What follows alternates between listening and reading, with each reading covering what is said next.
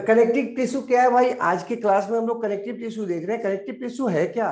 एकदम माथा में बैठ जाना चाहिए कि वैसा एनिमल टिश्यू जो डिफरेंट टिश्यूज को, बॉडी के डिफरेंट टिश्यूज को एनिमल में और ऑर्गन्स को आपस में जोड़ के रखता है। इवन पैकिंग स्ट्रक्चर के रूप में भी वो पाया जाता है। उनके बीच में ऑर्गन्स को जोड़ता है, उनके स्थान पर बनाकर रखता है, एनिमल टिश्यू को आपस में कनेक्ट करता है बॉडी के अलग अलग, तो उसको क्या बोलेंगे? कनेक्टिव टिश्यू बोलेंगे। और ये हमारे शरीर में सबसे ज्यादा मात्रा में, सबसे ज्यादा जो है ना पाया जाने वाला आपका टिश्यू है, एनिमल टिश्यू है। तो हमारे बॉडी में जो भी एनिमल टिश्यू है, 4 प्रकार के पढ़े थे हम लोग, एपिथेलियल, कनेक्टिव, मस्कुलर और चौथा था नर्वस। इन सब में सबसे अधिक अगर संख्या में पाया जाने वाला कोई, सॉरी अमाउंट में या फिर मात्रा में पाया जाने वाला कोई टिश्यू है तो वो है कनेक्टिव टिश्यू। और इसको हम इसके कंपोजिशन के आधार पर किसका बना हुआ है ये और कैसा काम करता है, हम इसको कई अलग अलग समूह में, ग्रुप में बांट सकते हैं। अगर इसमें मसल फाइबर्स हैं, मतलब कॉन्ट्रेक्टाइल फाइबर्स हैं, कॉन्ट्रेक्टाइल सेल्स हैं जो सिकुड़ और फैल सकते हैं, तब इसको बोलते हैं मस्कुलर टिश्यू। अगर इसमें जो है ना इसके जो सेल्स हैं वो लूजली अरेंज्ड है तो लूज कनेक्टिव टिश्यू। अगर फ्लूइडी है ये, मतलब जिसका शेप जो है ना डिफिनिट नहीं हो सकता, तो इसको बोलते हैं फ्लूइड कनेक्टिव टिश्यू। अगर हमारे बॉडी के ढांचा को बनाता है, स्केलेटन को बनाता है, तो स्केलेटन कनेक्टिव टिश्यू। अब इसको हम अलग अलग को थोड़ा सा देखते हैं स्केच। एडिपोज टिश्यू जो है कनेक्टिव टिश्यू का एक टाइप है, एरियोलर टिश्यू कनेक्टिव टिश्यू का एक टाइप है, स्केलेटन टिश्यू कनेक्टिव टिश्यू का एक टाइप है, और फ्लूइड कनेक्टिव टिश्यू या वस्कुलर टिश्यू एक कनेक्टिव टिश्यू का टाइप है। अर्थात कनेक्टिव टिश्यू का क्लासिफिकेशन यहाँ पर हम देख रहे हैं। तो कनेक्टिव टिश्यू को मुख्यतः 4 भाग में बांटा जाता है। एरियोलर टिश्यू, ये आपका पैकिंग करता है, सेल्स के बीच में पाया जाता है, एनिमल्स के बीच में, एनिमल टिश्यू के बीच में पाया जाता है। दूसरा है एडिपोज टिश्यू, ये फैट को स्टोर करता है, वसा को स्टोर करके रखता है।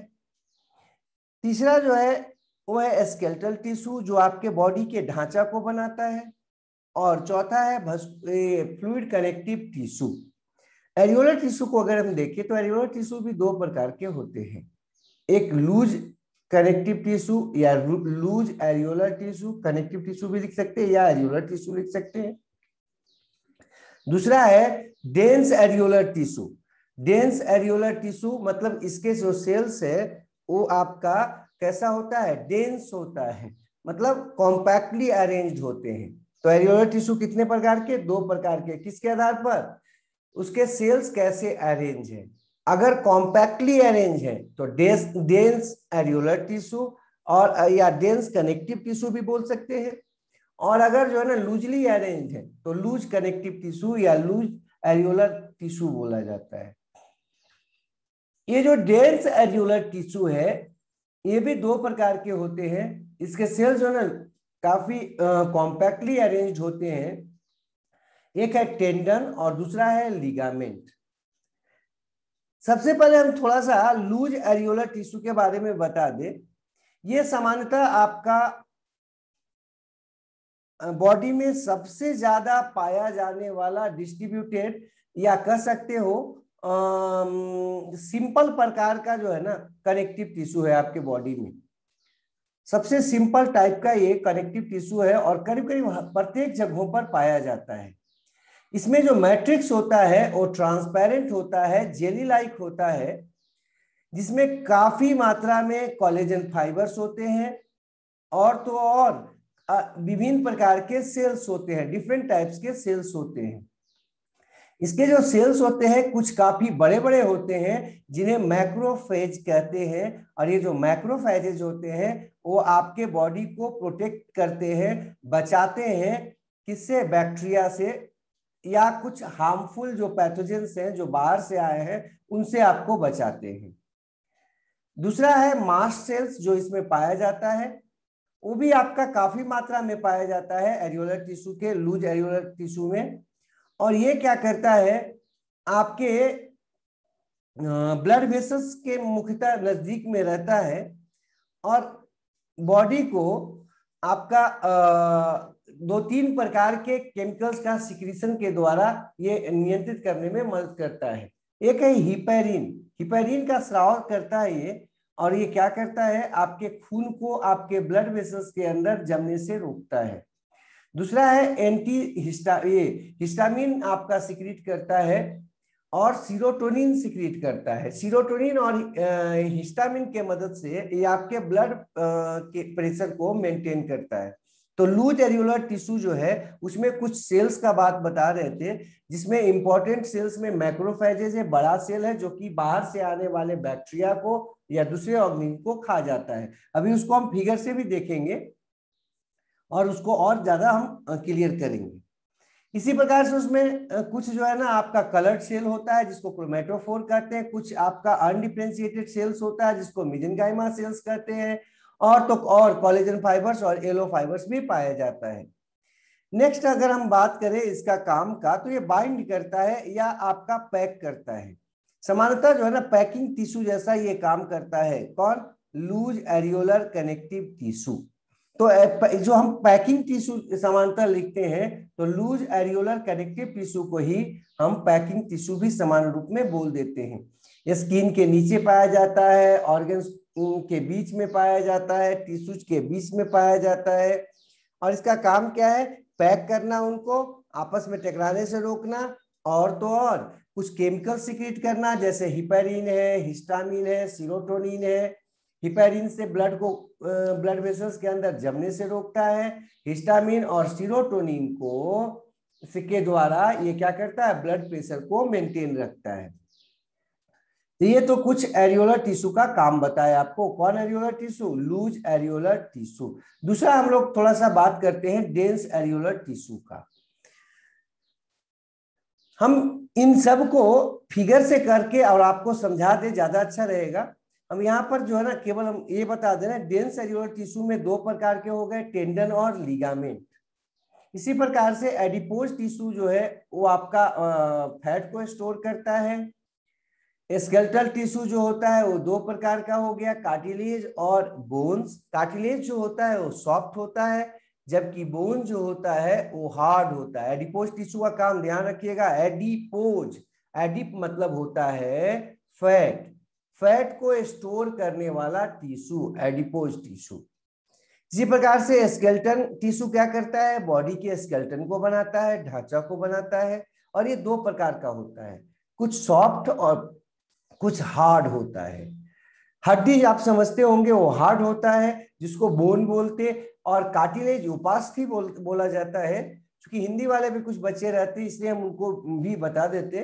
ये जो आपका कार्टिलेज है वो हार्ड स्केलेटन बनाता है, जबकि बोन, जबकि कार्टिलेज जो है ना सॉफ्ट स्केलेटन का निर्माण करता है। जैसे कान में आप देख रहे होंगे, नाक के अगले हिस्से में देख रहे होंगे, बाहरी कान पर देखिएगा मुलायम जैसा होता है कान आपका, वो कार्टिलेज का बना हुआ है।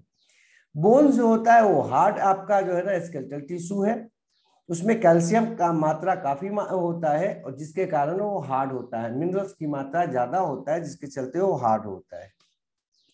नेक्स्ट है fluid connective tissue. Fluid connective tissue में 2 प्रकार के टिश्यू है, ब्लड और लिम्फ। ब्लड जो है ना हम लोग तो पढ़े ही है, ब्लड जो है वो आपका डिटेल से यहाँ फिर पढ़ेंगे, और लिम्फ जो है वो ब्लड का ही एक रूप है जिसमें WBC नहीं होता है। तो थोड़ा सा अब हम फिगर से इसको दिखाना चाहेंगे, इसी में हम फिगर देखते हैं थोड़ा सा। अभी आपके स्क्रीन पर जो फिगर सामने नजर आ रहा है ये है loose areolar connective tissue.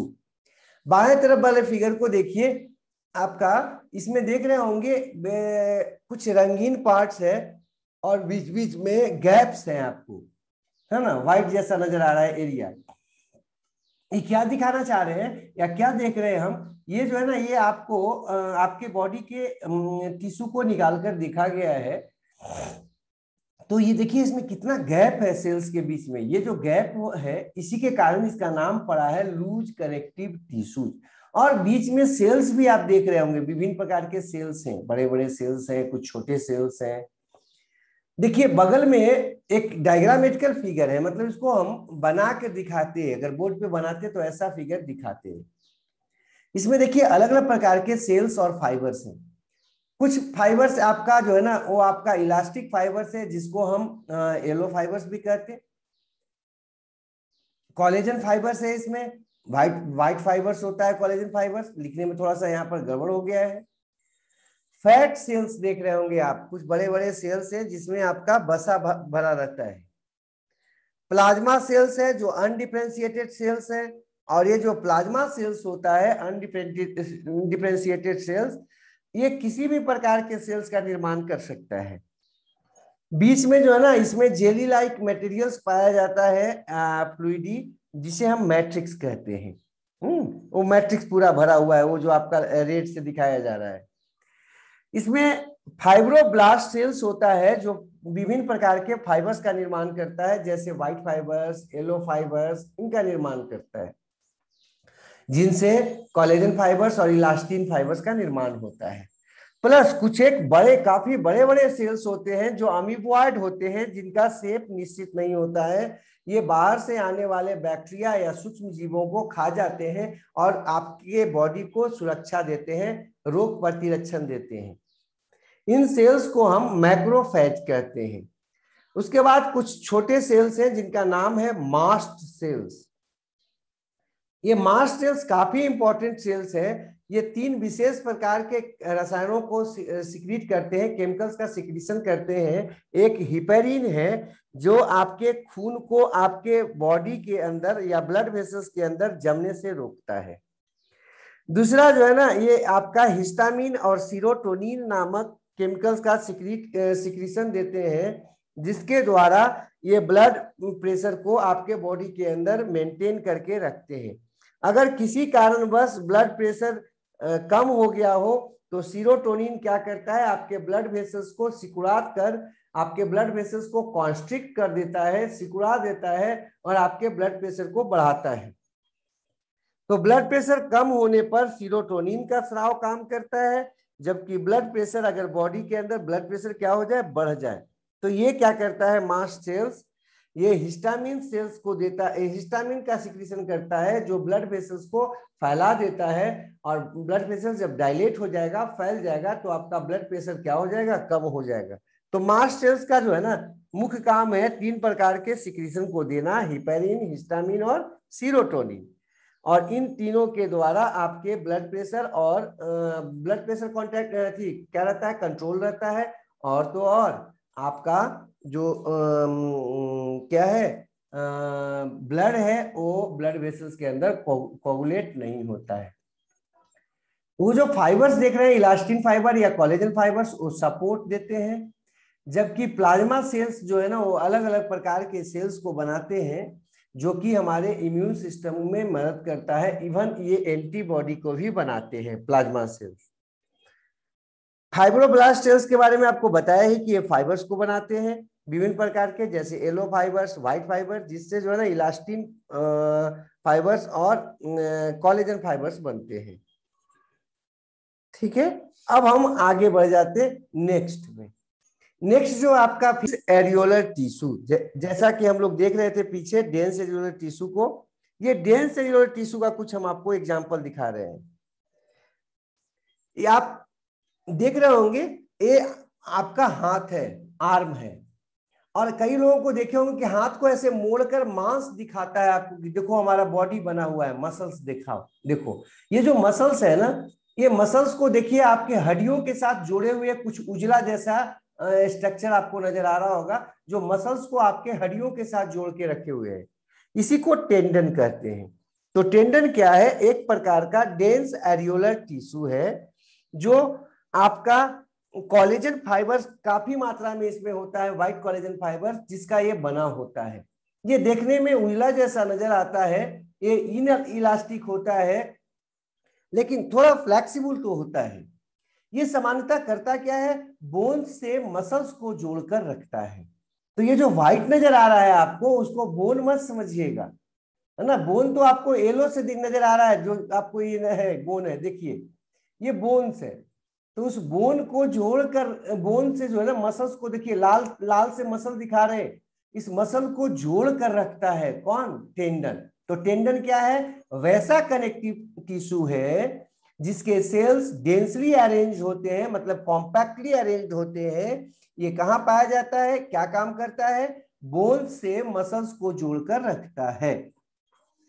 Next बात करते हैं हम, दूसरा जो फिगर है उसको देख लीजिए, लिगामेंट का बात करते हैं। लिगामेंट जो होता है वो भी एक प्रकार का डेंस कनेक्टिव टिश्यू है। इसके जो सेल्स होते हैं इरेगुलरली अरेंज होते हैं, प्लस इसमें मुख्यतः येलो फाइबर्स पाया जाता है।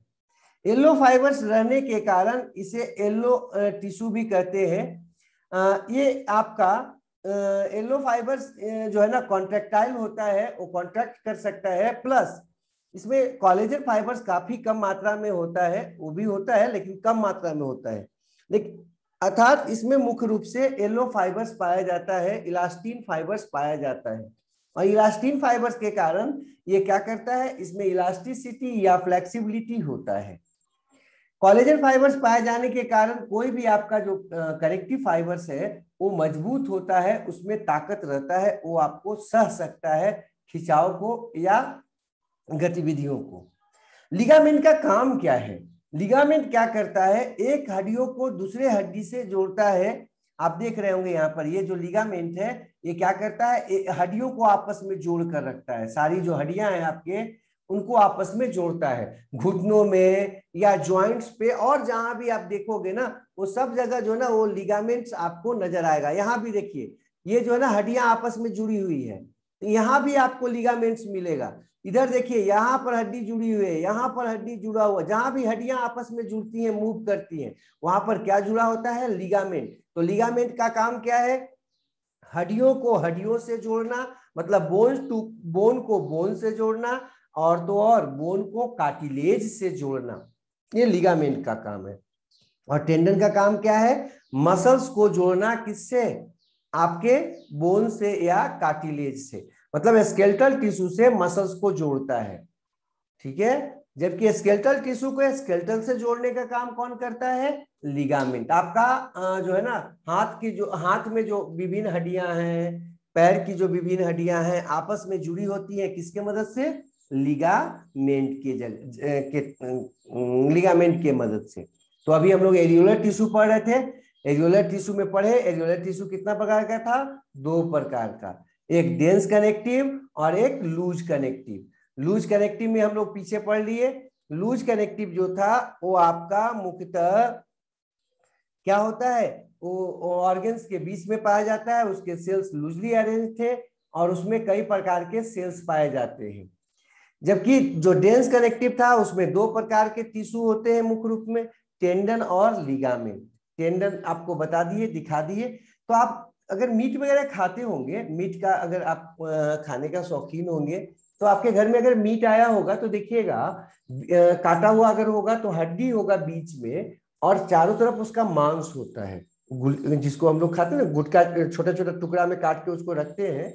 तो छोटा टुकड़ा ले लो एगो, जिसमें बीच में जो है ना हड्डी है और चारों तरफ देखना मसल्स रहता है। जब खींचोगे ना मसल्स को, मांस को उसका खींचोगे ना, तो देखिएगा वो हड्डियों से जुड़ा रहता है और कुछ उजला जैसा रचना होता है जो उसको जोड़ के रखता है। व्हाइटिश आपको रचना नजर आएगा खींचोगे तो, जो उसको जोड़ के रखता है। ये जो व्हाइट रचना नजर आ रहा है वो क्या है, टेंडन है। तो टेंडन में मुख्य रूप से कौन सा फाइबर्स होता है, कोलेजन फाइबर्स होता है। जबकि लिगामेंट में मुख्य रूप से कौन होता है, येलो इलास्टिक फाइबर या इलास्टिन फाइबर्स होता है, जिसके चलते लिगामेंट कॉन्ट्रैक्ट रिलैक्स कर सकता है। जबकि टेंडन में ज्यादा कॉन्ट्रैक्शन रिलैक्सेशन नहीं होता है, क्योंकि वहां पर कोलेजन फाइबर्स होता है। नेक्स्ट अब देखते हैं अगला, एडिपोज टिश्यू, जो थर्ड था हम लोग।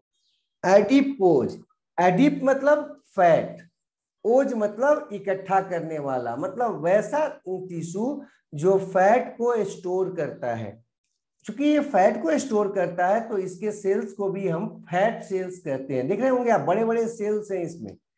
इन सेल्स का काम क्या है, जो आप बोलते हैं ना चर्बी जमा हो गया है, हाँ, लोग मोटा हो जाते, बोलते बहुत चर्बी हो गया है, तो ये चर्बी वाला सेल्स है, इसी को बोलते हैं हम चर्बी। एडिपोज टिश्यू को ही हम चर्बी बोलते हैं, जिसमें चर्बी वाला जो सेल्स होता है, मतलब फैट सेल्स जो होते हैं, उनको कहते हैं एडिपोज सेल्स। ये बड़े बड़े सेल्स होते हैं जिसमें बसा भरा होता है, और ये आपके मुख्यतः स्किन के नीचे पाए जाते हैं या ऑर्गन्स के चारों तरफ पाए जाते हैं। इवन आपके किडनी में चारों तरफ ये पाया जाएगा, आपके ब्लड वेसल्स के अराउंड पाया जाता है, हार्ट के बाहर पाया जाता है। ये करता क्या है? प्रोटेक्ट करता है।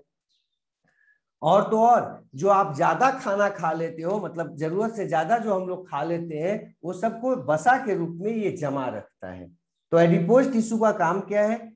पहला सबसे प्रमुख काम जो है वो है वसा को इकट्ठा रखना, और दूसरा काम इसका है कि जरूरत पड़ने पर उस वसा को तोड़कर फिर ऊर्जा आपके फूड के रूप में, न्यूट्रिएंट्स के रूप में बॉडी के सेल्स को, अलग अलग सेल्स को दे देना, है ना, या ब्लड में डाल देना।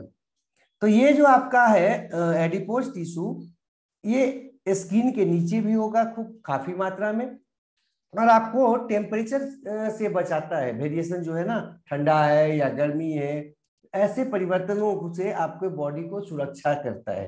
तो इसका दो काम मुख्यतः माना जाता है, एक तो भोजन को इकट्ठा रखना और समय पड़ने पर उसको सप्लाई करना, और दूसरा जो मौसम परिवर्तन होता है, टेम्परेचर जो है वेरिएशंस, उससे बॉडी को बचाता है, खास करके गर्मी के मौसम में, सॉरी ठंडा के मौसम में, और मेंटेन करता है बॉडी टेम्परेचर को भी। तो ये आपका एडिपोज टिश्यू हो गया, और इसका काम दिमाग में रखिएगा, ये वसा को इकट्ठा रखता है। मुख्य रूप से आपका क्या करता है? स्किन के नीचे पाया जाता है, कुछ ऑर्गन्स के चारों तरफ, जैसे कि किडनी है, लिवर में भी, आप लिवर के बाहर में काफी कम मात्रा में रहता है, लेकिन लिवर पे भी पाया जा सकता है। थोड़ा ज्यादा आपको हार्ट के चारों तरफ, हार्ट के बाहर मिल जाएगा, है ना। और कहाँ मिलेगा? ब्लड वेसल्स के चारों तरफ मिलेगा, स्किन के नीचे मिलेगा, किडनी के चारों तरफ मिलेगा। ये चोट वगैरह से भी बचाता है किडनी को। ये तो एडिपोज टिश्यू था। नेक्स्ट देखते हैं हम स्केलेटल टिश्यू। स्केलेटल टिश्यू पे आते हैं। अब स्केलेटल टिश्यू जो है वो आपका, तो नेक्स्ट जो हम टिश्यू देख रहे हैं वो स्केलेटन टिश्यू है। स्केलेटन टिश्यू जैसा कि आपको बताए थे, क्या करता है? मैकेनिकल सपोर्ट देता है बॉडी को, क्या करके? फ्रेमवर्क को बनाकर, आपके स्केलेटन को बनाकर। हमारे बॉडी में जो बॉडी का जो इंडोस्केलेटन है, मतलब बॉडी के अंदर पाया जाने वाला जो ढांचा है, वो मुख्यतः स्केलेटल टिश्यू का बना होता है। स्केलेटल टिश्यू भी दो प्रकार के होते हैं, एक कार्टिलेज और एक बोन। हम ये पहला का बात कर रहे हैं, कार्टिलेज का, जो फिगर आपके सामने है। एक कार्टिलेज है आपके बॉडी का, उसको काट कर देखा गया है। सबसे बाहर में आप देख रहे होंगे एक लेयर है जिसका नाम है पेरिकॉन्ड्रियम। पेरिकॉन्ड्रियम ये क्या है? एक परत है कनेक्टिव फाइबर का बना हुआ, और वो क्या करता है? कवर करके रखता है आपके कार्टिलेज के सेल्स को या कार्टिलेज को। तो पेरिकॉन्ड्रियम क्या है? पेरिकॉन्ड्रियम कनेक्टिव फाइबर्स का बना हुआ कवरिंग होता है, जो हमारे कार्टिलेज के बाहर पाया जाता है। कार्टिलेज के अंदर देखोगे तो स्पेस पाया जाता है, जिसको लैकुनी कहते हैं। वो जो कि आपका क्या है? स्पेस है जिसमें सेल्स होते हैं, और उन सेल्स को हम कॉन्ड्रोसाइट सेल्स कहते हैं। ये जो कॉन्ड्रोसाइट सेल्स होता है, ये क्या करता है? आपके कार्टिलेज को बनाता है। लैकुनी में सामान्यतः ग्रुप ऑफ कॉन्ड्रोसाइट्स पाया जाता है, और उसकी संख्या जो है ना 1, 3 या 4 होता है ना, वो लिमिट होता है। कॉन्ड्रोसाइट्स सेल का जो संख्या होता है लैकुनी में, वो लिमिट होता है, मैक्सिमम 4 तक होता है, और कम से कम 1 होता है। इसके चारों तरफ जो मैट्रिक्स होता है उसमें कैल्शियम पाया जाता है, लेकिन बोन के तुलना में कैल्शियम की मात्रा कम होती है, इसलिए ये थोड़ा सॉफ्ट टाइप का होता है। इसका मैट्रिक्स को हम कॉन्ड्रीन में कहते हैं। ये जो आपका मैट्रिक्स है जिसमें कैल्सिफाइड मैट्रिक्स लिखे हैं, ये इसको हम लोग मुख्य रूप से कॉन्ड्रीन कहते हैं। कॉन्ड्रीन प्रोटीन इसमें काफी मात्रा में होता है, और ये क्या करता है? आपको सॉफ्ट बनाता है। तो ये कॉन्ड्रीन जो आपका है सबस्टांस, ये जो सेल्स है, इसके रिस्पेक्टिव सेल्स, जिसका नाम है कॉन्ड्रोसाइट सेल्स, उसके सिक्रीशन से बनते हैं या उसके द्वारा दिए जाते हैं, बनाए जाते हैं। तो इसमें आपको 2-3 स्ट्रक्चर मुख्य रूप से नजर आ रहा होगा। पहला तो ध्यान रखिएगा कि कार्टिलेज है क्या। तो आराम से बताइए, कार्टिलेज एक प्रकार का कनेक्टिव टिश्यू है जो कुछ हद तक कैसा होता है, सेमी ट्रांसपेरेंट होता है, मतलब कुछ हद तक ट्रांसपेरेंट होता है, कुछ आर पार देखा भी जा सकता है, कुछ हल्का, पूरा तो नहीं साफ नजर आएगा। प्लस ये इलास्टिक होता है, मतलब क्या होता है, कॉन्ट्रैक्ट रिलैक्स कर सकता है, फ्लेक्सिबल होता है। और इसमें मुख्यतः 3 प्रकार की रचनाएं नजर आती हैं। पहला तो मैट्रिक्स आपको नजर आ रहा था, जिसको हम लोग कॉन्ड्रीन कहते हैं, जिसमें कैल्शियम भी पाया जाता है, लेकिन आपका जेली लाइक स्ट्रक्चर्स या मटेरियल्स ज्यादा होते हैं। दूसरा इसमें प्रमुख है इसका कार्टिलेज सेल्स, जिसका नाम है कॉन्ड्रोसाइट्स। कॉन्ड्रोसाइट सेल जो है ना, आपका कार्टिलेज फॉर्मिंग सेल्स होता है जो कार्टिलेज को बनाता है। और तीसरा है कार्टिलेज को कवर करने वाला लेयर या परत, जिसको कहते हैं पेरिकॉन्डियम। पेरिकॉन्डियम कार्टिलेज कवरिंग सेल्स होता है, सॉरी कार्टिलेज कवरिंग लेयर होता है जो कनेक्टिव फाइबर्स का बना होता है। अब हम आगे बढ़ जाते हैं, ध्यान रखिएगा इसको। कॉन्ड्रोसाइट्स क्या है, कार्टिलेज बनाने वाला सेल है।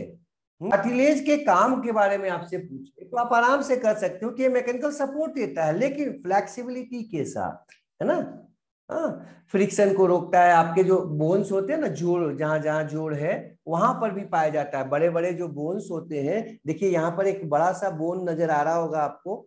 ये देखिए, ये बोन का जो बाहरी जो जोड़ वाला हिस्सा होता है ना, मतलब इंड जो होता है बोन का, उस पर कार्टिलेज पाया जाता है। तो कार्टिलेज का काम क्या है भाई, मैकेनिकल सपोर्ट देना, किसके साथ साथ, फ्लेक्सिबिलिटी के साथ साथ, प्लस ज्वाइंट पे पाया जाता है, लंबे हड्डियों के इंड पर पाया जाता है, और फ्रिक्शन को रोकता है। जैसे आपका पैर है, घुटना है या हाथ का जोड़ है, उन सब के जोड़ पर, हड्डियों के अंतिम छोर पर ये पाया जाता है, कौन, कार्टिलेज, और फ्रिक्शन को रोकता है। देखते होंगे उम्र बढ़ने के साथ साथ जोड़ों में दर्द शुरू हो जाता है, तो लोग बोलते क्या है कि कार्टिलेज जो है ना घिस गया है, जिसके चलते हड्डियां जो है ना आपस में टकरा रही हैं, तो दर्द उत्पन्न होता है। तो हड्डियों के जोड़ पर पाया जाता है।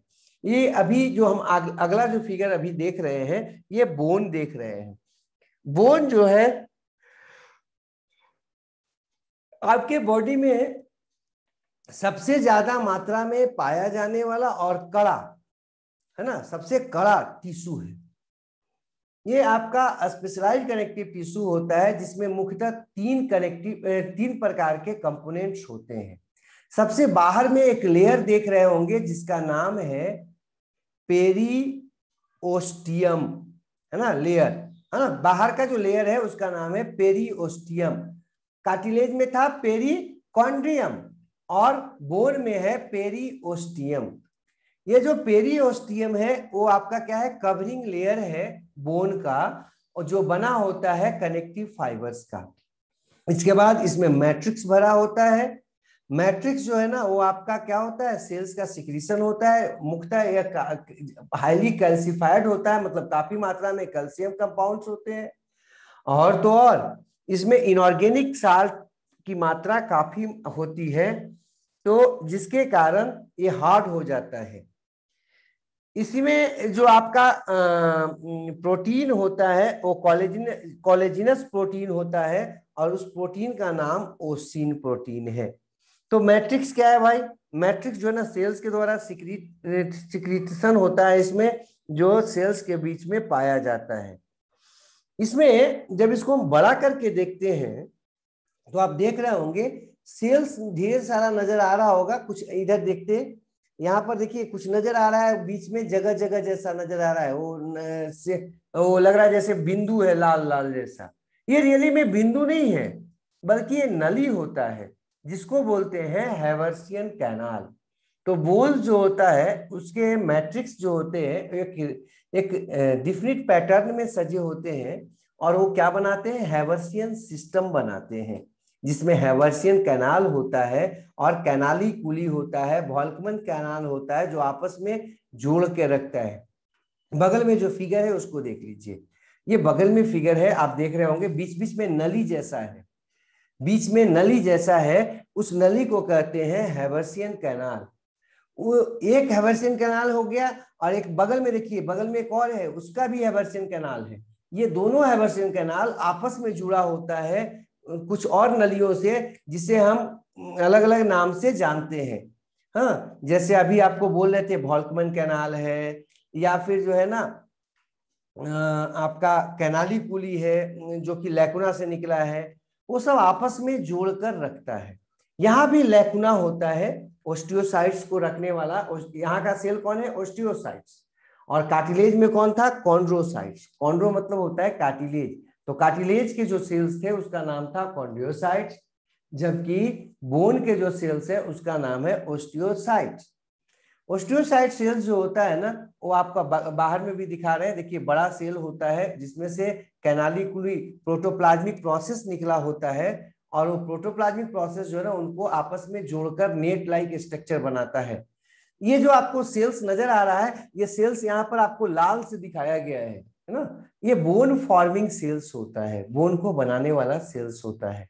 और हैवर्सियन सिस्टम जो बोल रहे हैं, जिसमें कई प्रकार के कैनाल्स होते हैं, ओस्टियोसाइट्स होता है, वो सब मिलाकर हैवर्सियन सिस्टम कहलाता है, जो कि बोन का यूनिट होता है।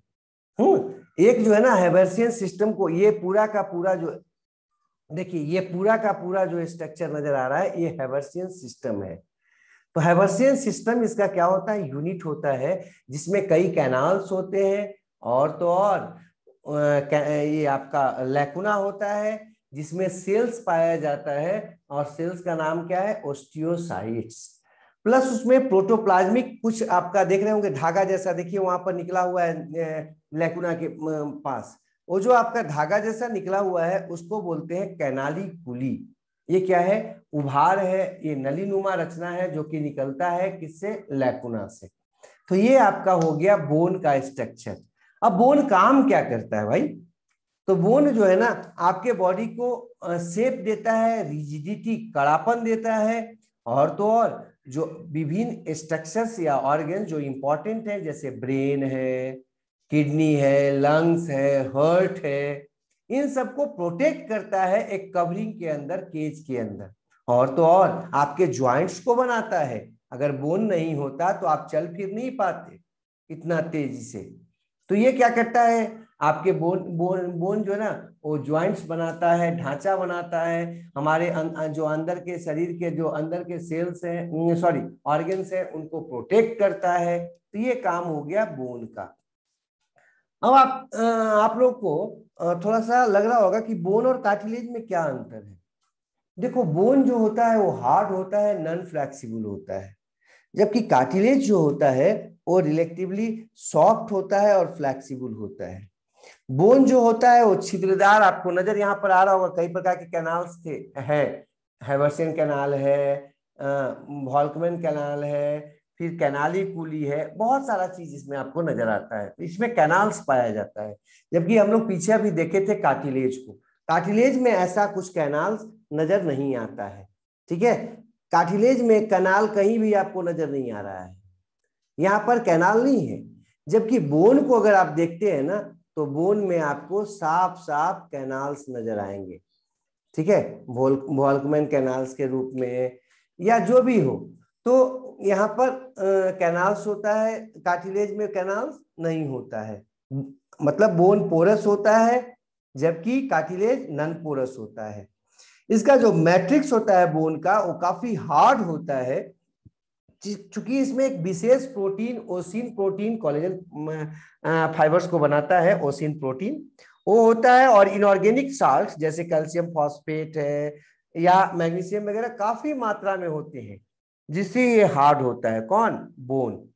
जबकि कार्टिलेज का अगर हम बात करें तो उसका मैट्रिक्स जो होता है वो इलास्टिक होता है, फ्लेक्सिबल होता है, क्योंकि उसमें सिर्फ प्रोटीन होता है, उसमें आपका इनऑर्गेनिक साल्ट ज्यादा नहीं होता है। इसमें इनऑर्गेनिक साल्ट जो है ना 70% तक इनऑर्गेनिक साल्ट होता है। किसमें बाबू? बोन में। अर्थात जो आपका प्रोटीन होता है बोन में केवल 30% होता है, और इनऑर्गेनिक साल्ट्स जो होते हैं कैल्शियम के रूप में या कैल्शियम फॉस्फेट के रूप में, कैल्शियम होता है, फास्फोरस होता है, ये सब वो आपका 70% होते हैं, इसलिए ये ज्यादा हार्ड होता है। इनऑर्गेनिक साल्ट के कारण ही हार्ड होता है, कठोर होता है। और कार्टिलेज में इनऑर्गेनिक साल्ट नहीं होता है, सिर्फ प्रोटीन्स होता है जिसका नाम है कॉन्ड्रीन प्रोटीन। हाँ, याद रखना है, बोन में कौन प्रोटीन? ओसिन प्रोटीन। और उस पर इनऑर्गेनिक साल्ट होता है, जबकि कार्टिलेज में जो प्रोटीन होता है उसका नाम है कॉन्ड्रीन प्रोटीन।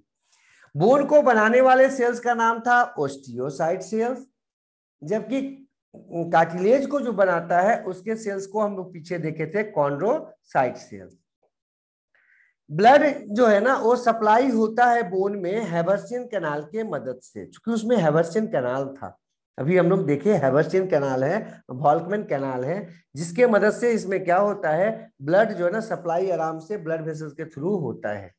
जबकि कार्टिलेज में चूंकि कैनाल्स नहीं होते हैं, उसके सेल्स कॉम्पैक्टली अरेंज होते हैं, तो उसमें आपका ब्लड वेसल्स नहीं पाया जाता है, ब्लड सप्लाई जो है ना उसमें नहीं पाया जाता है। ब्लड दूसरे टिश्यू से इसमें आता है, पेरिकॉन्डियम से आता है।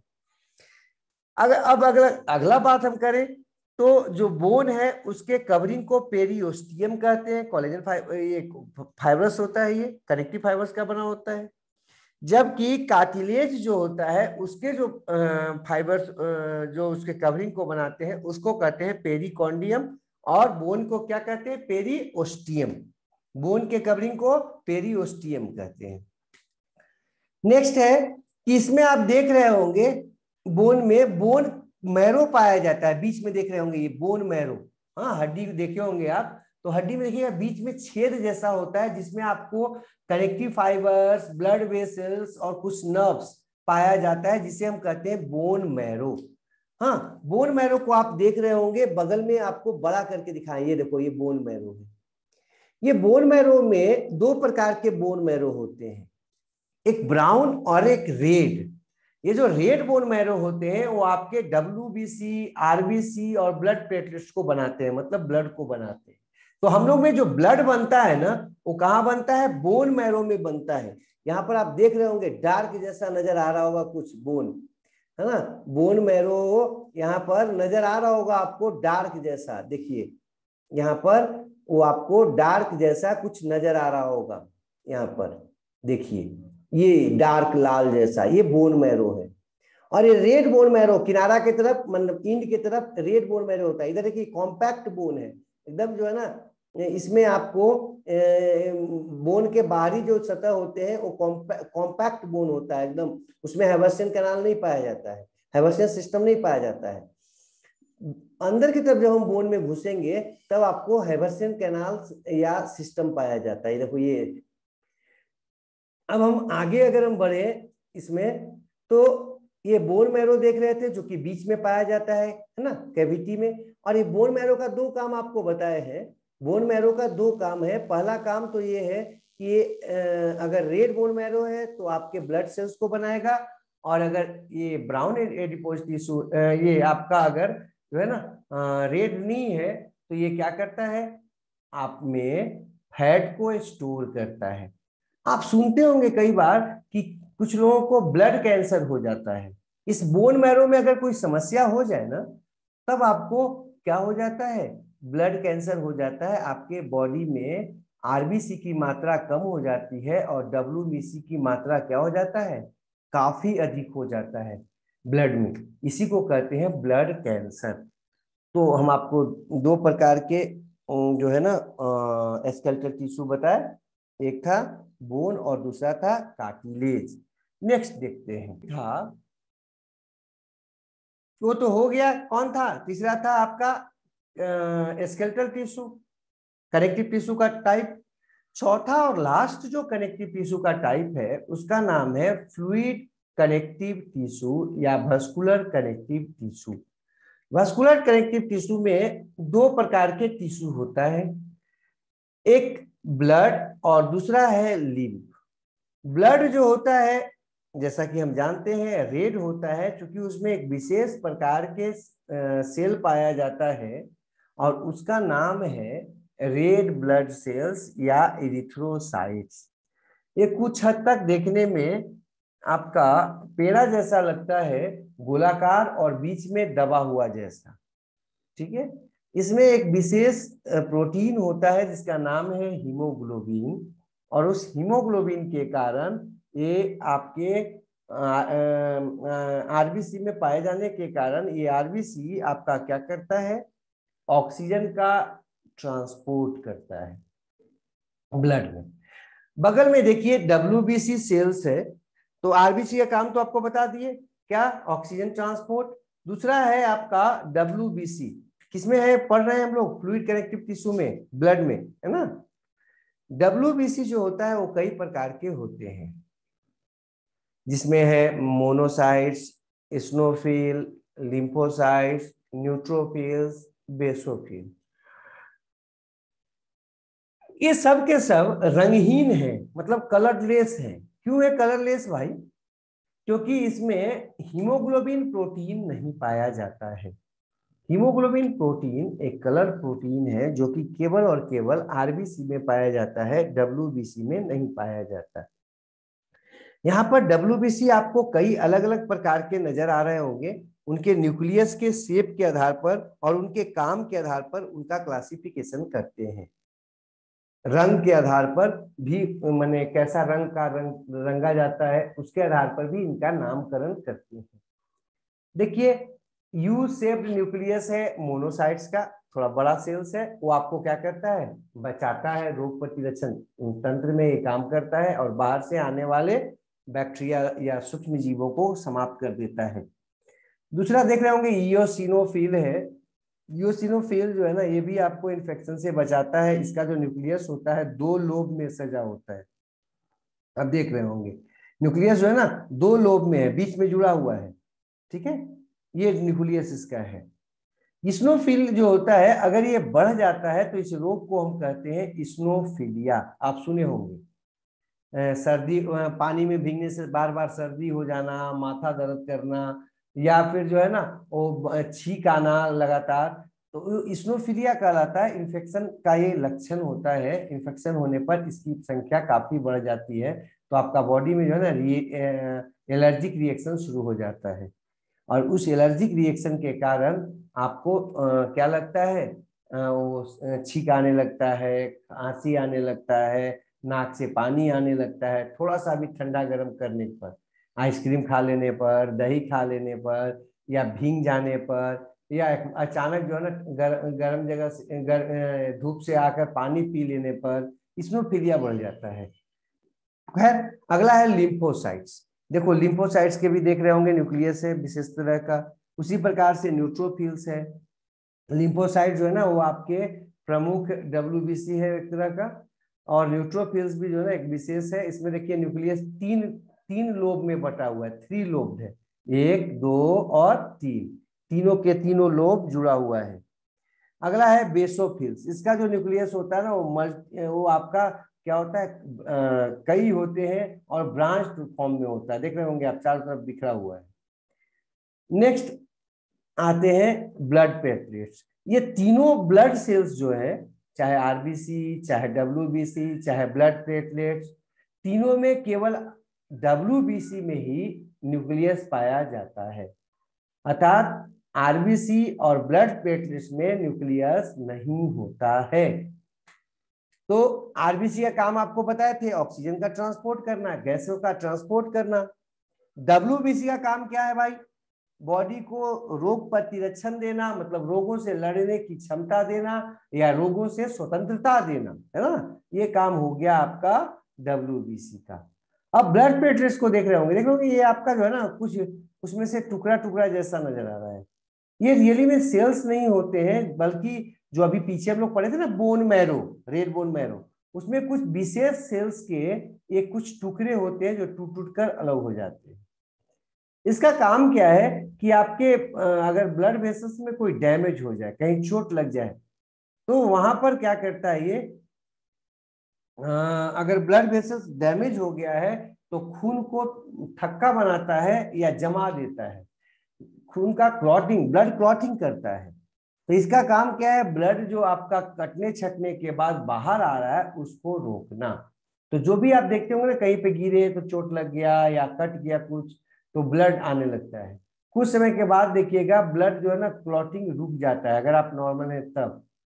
अब ये अगर ब्लड क्लॉटिंग हो गया, मतलब ब्लड सिक्रीशन रुक गया या ब्लड बाहर निकलना रुक गया, तो ये किसके कारण होता है, ब्लड प्लेटलेट्स या थ्रोम्बोसाइट्स के कारण।